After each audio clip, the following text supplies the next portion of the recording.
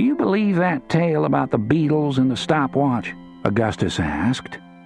Call sat with his back to a large rock, looking off the edge of the canyon. The wind had died, the sleet had stopped blowing, but it was still bitter cold. In the clear night, they could see Comanche campfires far below them and halfway across the Palo Duro Canyon. "There's 40 campfires down there," Call commented. "There's enough Indians in this canyon to wipe us out 6 times. "Well, but maybe they ain't interested. The captain wasn't," Gus replied. "Why don't you just answer the question I asked you?" "I'm on guard duty, that's why," Call said. "We need to be listening, not talking." Augustus found the remark insulting, but he tried not to get riled. Woodrow was so practical-minded that he was often rude without intending rudeness. "I'm your oldest friend. I guess I can at least ask you a question," Augustus said. "If I can't, then I've a notion just to roll you off this bluff." "Well, I do believe the captain's story. Why wouldn't I?" Call said. "Myself, I think it was just a tale," Gus said. "He wasn't in the mood for an Indian fight, so he told us a tale. You're so gullible you'd believe anything, Woodrow. I've never met anybody who behaves like the people the captain talks about." "You don't know educated people, that's why," Call said. "Besides, his cousin was in Brazil. You've never been to Brazil. You don't know how people behave down there." "No, and if they've got snakes that can kill you in 17 minutes, I ain't never going either," Augustus said. Call watched the wink of campfires in the darkness far below. "Oh, Lord, I hope the captain don't drag us off to Mexico," Gus said. "I'd like to see my Clara before the month's out." Call was silent. If he didn't respond, maybe the subject of Clara Forsythe would die away. Usually it didn't die quickly, though. For 10 years, at guard posts all over the Texas frontier, he had listened to Augustus talk about Clara Forsythe. It wasn't even that the subject was boresome, particularly. It was just that it was pointless. Clara had set her mind against marrying Gus, and that was that. "Buffalo Hump's down there," he remarked, hoping Gus would accept a change of subject. Under the circumstances, it would be a prudent change. Buffalo Hump might be older now, but he was still the most feared war chief on the southern plains. If he woke up in the mood to do battle, Gus would have more to worry about than Clara's refusal. "I miss Clara," Augustus said, ignoring his friend's faint. "It helps to talk about her, Woodrow. Don't be so stingy with me." Of course, Augustus knew that Woodrow Call hated talking about romance or marriage or anything having to do with women. He wouldn't even discuss poking, one of Augustus's favorite topics of discussion, as well as being a highly favored activity. Many a night he had sat with Woodrow Call on guard duty and engaged in the same tussle when it came to conversation. Call always wanted to talk about guns or saddles or military matters, and Gus himself would try to steer the conversation onto love or marriage or women or whores, something more interesting than the same old boots and saddles stuff. "I expect you're a lucky man, Woodrow," he said. "You'll probably be married long before I am." "That wouldn't be hard," Call admitted. "You'll never be married unless you give up on Clara. She don't mean to marry you, and that's that." "Hush that talk," Gus said. "If you knew anything about women, you'd know that women change their minds every day. The only reason you don't want to hear no talk of marriage is because you know you ought to marry Maggie, but you don't want to. You'd have made a good Indian, Woodrow. You've got no use for the settled life." Call didn't argue. What Augustus said was true in the main. Maggie Tilton was a kind woman who would undoubtedly make some man a good wife, but he would not be that man. The truth was he'd rather be right where he was, sitting on a canyon's rim, looking down on the campfires of the last wild, dangerous Indians in Texas, eating horse-meat stew and breasting weather that would freeze you one night and burn your skin off the next day, than to live in a town, be married, and buy victuals out of a store. Maggie was pretty and sweet. She might yet find a man who would protect her. He himself had no time to protect anybody except himself and his comrades. That was the way it was, and that was the way it would stay, at least until the Indians camped below them had been whipped and scattered, so that they could no longer raid, burn farms, take white children captive, and scare back settlement on the southern edge of the plains. Augustus was bored, and when he was bored he liked to devil his friend as much as possible. It annoyed Call that he wouldn't just shut up. It was a fine, still night. Now and then he could hear the Comanche's horses nickering from the floor of the canyon. "I know one thing," he said. "If I was a Comanche, I would have had your scalp long before this. You're so darn careless, it's lucky you've even survived." "Now that's brash talk," Augustus said. "You could spend a lifetime trying to take my scalp and not disturb a hair." "That's bragging," Call replied. "You've always had a troop of rangers with you. That's why you have your hair." "If I'm going to take risks, I prefer to take them with women," Gus said. "Any fool can wander off and get scalped." "Go back to camp. It ain't your turn to stand guard anyway," Call told him. "I'd rather listen to owl hoots than to listen to you yap." Augustus was mildly insulted, but he made no move to leave. "I wonder what Jimmy Watson and the captain had to say to one another about wives," he said. "I would like to listen in on a few of those conversations." "Why, it would be none of your business," Call told him. "That wife of the captain's is fancy," Augustus said. "A woman who can spend $25 every day of the week is too darn expensive for me." "He's rich, and so is she. I don't suppose it matters," Call said. Augustus gave up on getting his friend to talk about women. He scooted a little closer to the edge of the deep canyon. "Look down there, Woodrow," he said. "That's probably all that's left of the fighting Comanche." "No, it ain't," Call said. "There's several bands off to the west. They call them the Antelopes. However many there are, it's enough to scare most of the white people out of the country north of the Brazos. They just picked off one of us this very day." "Woodrow, you're the most arguesome person I've ever met," Augustus said. "Here I've been trying to talk sense to you all night, and you ain't agreed with a single thing I've said. Why am I even talking to you?" "I don't know, but if you'll stop, we can stand guard in peace," Call said. Augustus made no answer. He scooted a little closer to where Call sat and pulled his long coat up around his ears as protection from the deep cold of the night. Buffalo Hump had taught Blue Duck that the safest time to attack a white man, and a Texas Ranger particularly, was while the man was squatting to do his morning business. The whites were foolish in their choice of clothes. They wore tight trousers that slowed their movements when they squatted to shit. Blue Duck, like most braves, only wore leggings. Even those he discarded unless it was bitter cold. The leggings didn't interfere with his movements if he had to rise quickly. But a squatting white man was like a hobbled horse. You could put an arrow in him or even jump on him and cut his throat before he could get his pants up and run. Blue Duck knew they had killed a ranger the morning before. He had seen the other men hacking out a shallow grave with their bowie knives. They even spent a long time gathering rocks and piling them on the grave to protect the corpse, a foolish labor. Then they sang a death song of some kind over the rocks and rode off. As soon as the rangers were out of sight, Blue Duck quickly scattered the rocks and pulled out the corpse. Of course, it was stiff as wood. He tied the corpse on his pony and followed the whites all day. He was alone. The other braves had spotted 3 antelope and had gone off to run them down. He doubted that they would catch up with the antelope, but he didn't try to stop them from leaving. There was more bravery in following the Texans alone. Perhaps he would be able to kill Gun in the Water, or even Big Horse Skull. After all, even Big Horse would have to shit sometime. Perhaps he could get him with an arrow while he squatted. That night, when the rangers camped, Blue Duck made a big circle around them, carrying the corpse. He wanted to put the dead ranger where the others would find him in the morning. First, though, he untied the corpse and began to hack it up. He scraped the icy scalp away from the skull. Then he cut off the man's privates and sliced open his body cavity. He pulled out the frozen organs and smashed the man's ribs with a big rock. He had with him a little axe that he had found in a burned-out farmhouse near the Brazos. With the little axe, he cut the man's feet off and threw them into the canyon to assure that the ranger would be a cripple in the spirit world. Finally, with a single blow of the axe, he split open the man's skull. Then he shot 3 arrows into the man's legs, his arrows. He wanted the whites to know that he was Blue Duck, a warrior equal to his father, Buffalo Hump.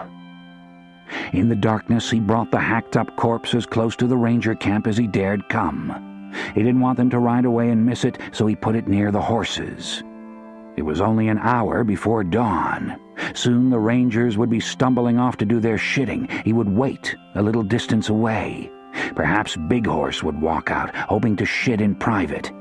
If he came, Blue Duck meant to wait until his pants were tight against his legs before trying to kill him. While it was still dark, he walked over toward the canyon to make sure his horse was still there.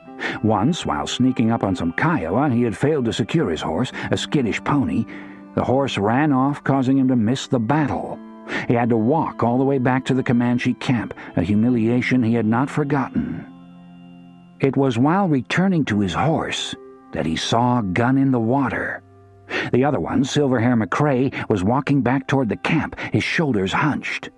It was cold and misty. The clouds of McCrae's breath were whiter than the mist. Blue Duck thought McCrae would surely see him, but McCrae was taken by a fit of coughing as he stumbled on toward the camp. He was almost to his horse when he saw a gun in the water walking along, a pretty rifle in his hands. Blue Duck immediately decided to kill him. Gun in the Water went into a little shallow gully near the edge of the camp and began to take down his pants. It was then that Blue Duck made his mistake. He had a gun and a bow as well. He preferred the gun and was out of practice with the bow. It was a failing his father had often chided him about. His father still practiced every day, shooting arrows at prickly pear or jackrabbits or anything he thought might sharpen his aim. Blue Duck knew that he could easily kill Gun in the Water with his gun, but he had not yet checked on his horse. If he fired a gun and his horse was not still there, the Rangers could run him down and kill him. He thought he had better attempt to kill Gun in the Water with an arrow, which meant creeping a little closer. He crept a little closer and was just raising up to draw the bow when Gun in the Water, still squatting, brought up his rifle and shot him. Blue Duck shot his arrow just as the bullet struck him. The arrow missed completely, sailing over Gun in the Water's head. The bullet had gone into his side, spilling blood down his leg, but Blue Duck could not pause to think about how badly he might be hurt. He had to run for his life. Gun in the Water fired again and hit him again, this time only in the arm. Blue Duck ran as fast as he could. He could hear the Rangers yelling. Soon the great buffalo horse would be thundering after him. His horse was still there, and in a moment he was on him, clutching his rifle and his bow. He flailed at the horse, and the horse ran well, but before he had gone many yards there was a shot, and his horse fell. Blue Duck was up at once. He saw that it was McCrae who had shot his horse. McCrae, mounted, was already in pursuit, and just behind him Blue Duck saw Skull on his great steed. Big Horse Skull was waving a big sword. It was known that he liked to kill with the sword when circumstances allowed it. Blue Duck ran for his life, embarrassed by his own carelessness.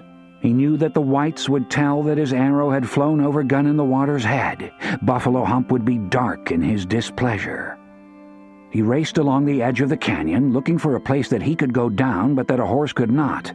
The buffalo horse had already outrun McCrae, whose mount had come up lame. It was Big Horse Skull and the buffalo horse who were pounding down upon him. Then, desperate, Blue Duck jumped. He had come to a place where the drop was not sheer. He jumped 15 feet and rolled and rolled. The slope was slick with frost. He could not stop rolling, but he held onto his weapons. Bullets were hitting all around him, zinging off the frozen ground. But the depths of the canyon were still in darkness. The farther he rolled, the more the night protected him. A hard little rock gouged his ribs, and then he slammed into a large boulder, stopping his roll. The shots had stopped. The Rangers could no longer see him and had decided not to waste any more bullets. Blue Duck crawled behind the boulder, panting. He knew that Big Horse Skull had almost caught him. He wasn't scared. He knew that even the buffalo horse could not follow him down the steep sides of the canyon, but he was out of breath and confused. When he could breathe a little better, he stood up and satisfied himself that his wounds would not kill him. He heard the beat of wings and looked up to see a red hawk flapping just above him, climbing into the air higher and higher toward the rim of the canyon. He wished he could become a hawk. Then he could glide down into the canyon on hawk wings and drop right into the camp. But he was not a hawk. The slope was icy and the drop steep, but Blue Duck limped along. He knew it was not wise to wait. Gun in the Water and McCrae might be bold enough to climb down into the canyon after him. As he made his way down, slipping now and then on patches of ice, he took care to keep his weapons tight in his hands. His father might approve of his bold attack on the Rangers, but only if he came back with his weapons in good order. Buffalo Hump was always scornful of warriors who lost weapons in battle. A bow to him was a special thing. It should always be in the hands of the warrior it belonged to, not in the hands of his enemy. If the enemy had his bow, a witch doctor might be able to witch it in such a way that it would never shoot arrows accurately again. Rifles to Buffalo Hump were of lesser importance. They came from the whites and were not made with skills the Comanche had learned. The gun Buffalo Hump allowed Blue Duck to have was old and not very reliable, but it was a gun, and it would be foolish to let any gun fall into the hands of an enemy. When Blue Duck stopped a minute, he listened for the sound of horses. Surely the shooting had been heard in camp. Some warriors ought to be on their way to investigate. Now, to the east, the canyon rim was orange with light. If the rangers were following him, they would soon be able to shoot at him from a long distance. He hurried as much as he could, trying to get well down into the canyon before light came, but he had to be careful. He did not want to lose his footing on a patch of ice and start rolling again. Perhaps his father would come, Blue Duck hoped. Sometimes Buffalo Hump rode out just before dawn on a short hunt. He was better than anyone in camp at surprising young deer at their morning feeding. Often he would arrive back in camp with a doe or a big yearling fawn slung over his horse. Buffalo Hump's young wife, Lark, was good at working deerskins. She had made a soft cloak that Buffalo Hump could throw over his great hump. Lark was comely and plump. Blue Duck thought that Lark was one of the reasons his father had little interest in fighting. He preferred to stay with Lark, letting her feed him and enjoying the warmth of her young body. Lark had come from the band led by old Slow Tree, who was so afraid of Buffalo Hump that he had let him take the girl for only a few horses, a thing that made Kicking Wolf angry. He himself had bought 2 wives from old Slow Tree and had even tried to buy Lark before Buffalo Hump saw her. But Slow Tree had never given Kicking Wolf any bargains when it came to purchasing wives. The contrary old chief had refused absolutely to let Kicking Wolf buy Lark only a month before he let her become the wife of Buffalo Hump. Blue Duck limped on down and finally reached the floor of the canyon. When he looked up, he saw to his astonishment that the buffalo horse was still at the canyon rim, high above him. Big Horse Skull was not on him. The horse was just standing there.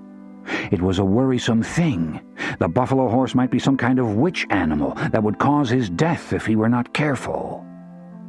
Blue Duck hurried as fast as he could, worried about the witch horse high above him. Probably it was the witch horse that had alerted Gun in the water, enabling him to put a bullet into Blue Duck without even aiming his gun. The more Blue Duck thought about it, the angrier it made him. The next time he had an opportunity to kill Gun in the water, he meant to come on him while he slept and cut his throat. He vowed never again to embarrass himself by sending an arrow over an enemy's head. There was no question of missing when you drew a knife across a man's throat. Blue Duck knew he had better get home and explain that a witch had been involved before his father heard the story from someone else. Buffalo Hump had a way of knowing what had happened to one of his people before anyone else in the tribe. Old women told him things that they had heard from crows or hawks, things that had happened far from camp, so far that no warrior would have had time to return and report. Some old woman might already have heard about the wild arrow from a bird and told his father, which would not be a good thing, particularly not on a day when he had lost a horse. It was a loss his father would be sure to resent. The whites had a lot of horse meat already. Perhaps they would not even bother to butcher his horse, in which case he could go back later and get the meat and bring it to Lark, who was the only one who could cook for his father now. His other 2 wives were angry because of Lark and rarely lifted a hand to cook for Buffalo Hump now. Since he liked the plump young woman so much, his older wives saw to it that she did all the work. One of the wives, old Heavy Leg, even made Lark go around the outside of the camp and collect the turds that people dropped in their shitting. Heavy Leg told Lark that they might need the turds for fuel. But that was absurd. The Comanches did not burn human turds for fuel, not in a wooded canyon where there were many buffalo chips to be gathered. When Lark protested, the 2 old wives, Heavy Leg and Hair on the Lip, beat her with an axe handle they had found in a white man's wagon. Hair on the Lip got her name because she had a mustache like a white man. Even so, Hair on the Lip had been Buffalo Hump's favorite wife for many years. Even now he sometimes made Lark leave the lodge so he could joke around with Hair on the Lip. Blue Duck walked halfway across the canyon. He was angry that no one had responded to the shooting and come to see if he was in trouble. Then he saw Slipping Weasel and Last Horse riding toward him. They were just trotting their horses, not in any hurry. Even after they came close enough to see that he was limping, they only put their horses into an easy lope. Buffalo Hump was not with them, nor were any of the other warriors. Though he was now in sight of the camp, no one was paying much attention. The sun had touched the bottom of the canyon now. People were just standing around looking at it, enjoying the warmth after so many cold days. "You have a lot of blood on your leg," Slipping Weasel said when Blue Duck came limping up to them. "Where did you get all that blood?" Last Horse inquired. "Are you stupid? It's my blood," Blue Duck told them. "It's my blood, and it came from inside me." He regarded Slipping Weasel as one of the most ignorant members of the band. Why was it necessary to ask where he got the blood on him when it was obvious that he was wounded? Slipping Weasel was so dumb that Blue Duck tried to avoid going on raids with him. He made too many mistakes and was forgetful as well. Once he had even forgotten a captive, and the captive had drowned in a flooded creek trying to run away. "You have many wounds today. You have been busy," Last Horse said, as if being wounded was a pleasant thing. The two warriors were not trying to help him particularly. They had just ridden over out of curiosity to see what might have occurred. Even when they realized he was wounded, they did not become any more helpful. Neither of them offered him a horse to ride to camp, a discourtesy that made him want to pull out his knife and stick it in both of them. He wanted to, but he held back, afraid of what would happen if he killed them both. Slipping Weasel had already told him that the old men had talked to Buffalo Hump about sending him out of the tribe. It was because of his Mexican blood, Blue Duck felt sure. Several young men in the tribe had been born of white captives or brown captives, and the old men didn't like it. The half-breeds were sometimes driven out. The old men might tell his father that it was because of his behavior, his fighting, that he should be sent away, but Blue Duck didn't believe it. They wanted to be rid of him because he carried his mother's blood. He often thought of leaving the tribe himself, but hadn't because he was not ready and not equipped. He had only a poor gun, and now he had no horse. When he was ready, he meant to leave of his own accord. One morning his father would just discover that he was gone. He would shame the old ones, though, by killing more whites than any of the young men who were pureblood of the tribe. "Get off your horse, I need it," Blue Duck said, walking over to Slipping Weasel. Slipping Weasel was shocked that Blue Duck would be so rude. There was a polite way to inquire about borrowing horses, but Blue Duck had not bothered about the polite way. More and more he did not bother with the polite way, which is why many of the younger warriors did not want to go with him when he wanted to hunt or raid. He was not a great chief like his father. He could not simply order people to give him horses. It was true that he was wounded and would probably like to ride a horse to camp, but the camp was not far away. Why would he need a horse now, when he had to walk only a little distance further? Besides, Slipping Weasel and Last Horse had been thinking of going on a deer hunt. If Blue Duck had been badly hurt, they would have helped him without question, but he wasn't badly hurt. There was no reason they should waste time when the deer were farther down the canyon waiting to be killed. Last Horse had seen them just at dusk. They would not have grazed far in one night, especially since they would have to paw at the sleety grass with their hooves before they could eat it. "I see the buffalo horse up there," Last Horse remarked. The whole rim of the canyon was bright now with the sunny dawn. "If he had stepped on you, you would not need to borrow anybody's horse because you would be dead," he added. "That horse has big feet." "I see him standing up there," Slipping Weasel said, looking up at the buffalo horse. He would have liked a closer look at the great horse. All the Comanches would have liked a closer look, but there was no way to get one without having to fight Big Horse Skull. "I have heard that the buffalo horse can fly," Last Horse said. "They say his wings are larger than the wings of many buzzards put together. If he flies down here while we are talking, I am going to run away." "If he flies down here, I will shoot him," Slipping Weasel said. He too had heard the rumor that the buffalo horse could fly. He watched the horse closely. He too meant to run if the buffalo horse suddenly spread his wings and flew down at them. Blue Duck didn't bother replying to such foolishness. If the buffalo horse could fly, Skull would long ago have flown above the Comanche people and killed them all. His father had once told him that there were vision women who could teach a man to fly, but no one had introduced him to such a vision woman. Buffalo Hump admitted that he himself might not be able to fly because of the weight of his hump, but he thought that other men might be able to if they could find the right old woman to teach them. Blue Duck walked on, away from the two men. He decided not to bother with their horses. The two vexed him so that he might forget and kill them if he stayed around them. Then he would be driven from the camp before he was ready to go. When Blue Duck walked away, Slipping Weasel saw that most of his back was covered with fresh blood. The sight made him feel a little guilty. Blue Duck might have a worse wound than he and Last Horse supposed. What if he were to die before he reached camp? Men could die very suddenly once they lost too much blood. One minute they might be walking, and the next minute they might be dead. Part Mexican or not, Blue Duck was the son of Buffalo Hump, and Buffalo Hump was their great chief. Though he didn't seem to be particularly fond of Blue Duck, there was no telling what Buffalo Hump might do if his own son dropped dead from a wound received fighting the white men. It would come out, of course, that he and Last Horse had failed to lend him a horse, although he was bleeding a lot. It would not please Buffalo Hump. There was no telling what he might do. With that in mind, Slipping Weasel trotted after Blue Duck. The deer down the valley could wait a few minutes before they were killed. "You had better take my horse," he said. "You have too much blood coming out of you. I don't think you should be walking."